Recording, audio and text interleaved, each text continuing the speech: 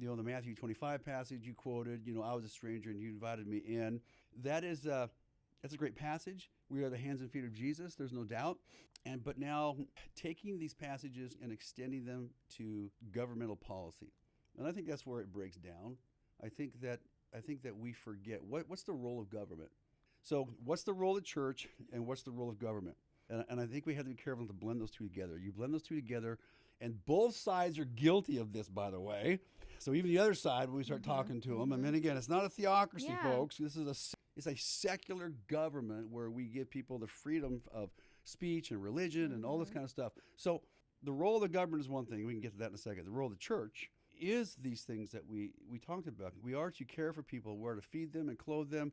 And yeah, but they're undocumented. Doesn't matter. We love people because they're made in the image of God. And so does that sometimes put the church in a precarious position with the government? It could. It can. I think every church would apply that differently then, because if you're taking care of undocumented people